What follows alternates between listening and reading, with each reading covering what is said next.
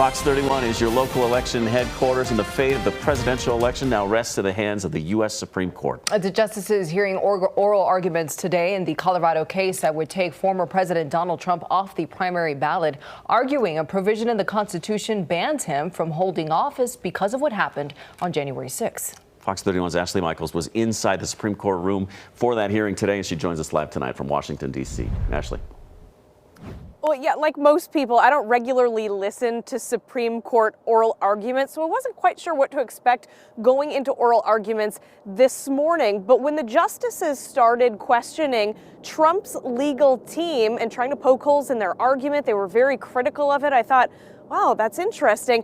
And then when they started questioning the other side of this issue on the Colorado voters who want to get Trump off of the ballot, they did the very same thing. Now, this gives us a little bit of insight into what goes into a decision, because those interactions are an important glimpse into what the justices might be thinking now that they're getting ready to vote to affirm or to overturn Colorado's ruling. Now, even some of the most liberal justices on the court, they pressed pretty hard against the argument from the group of Colorado voters that first brought this lawsuit forward.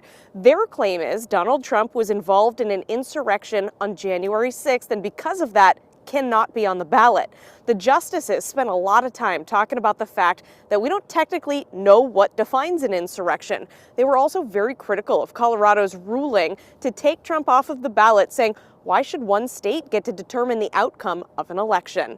Now, Trump's team also faced similarly tough questions, but the general consensus from court watchers out here has been that it seems like the justices are likely to side with Trump and overturn Colorado's ruling. Of course, we don't know if that's going to happen.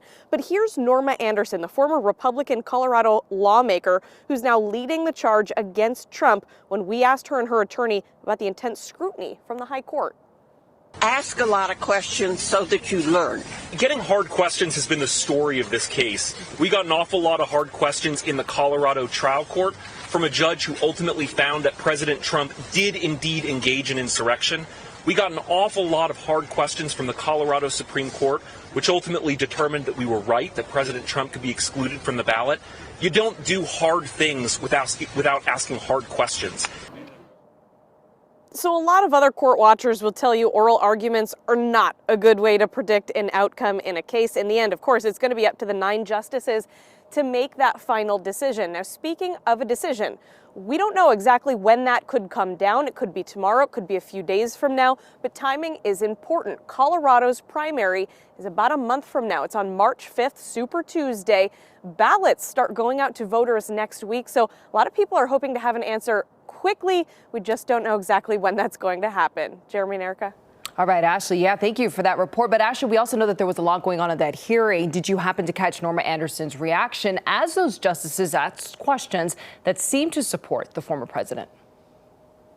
You know, that's a really good question. So Norma was already in the courtroom when my section of the press was brought in to be seated. So we did get to see her for about 20 to 30 minutes before court actually got started.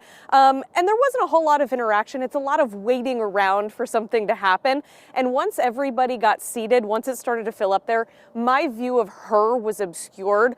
I was seated much more closely to Colorado Secretary of State Jena Griswold during all of this, but I did get to check in with Norma after court let out, like you just saw. And we did ask her just her general reaction to what happened in there. She tells us that she is confident in this case because she is always confident. And she tells us as well that she does trust the U.S. Supreme Court to make the right decision. Ashley, thank you. And of course, we will be waiting for that decision. As soon as we have that, we will bring that to you here on Fox 31.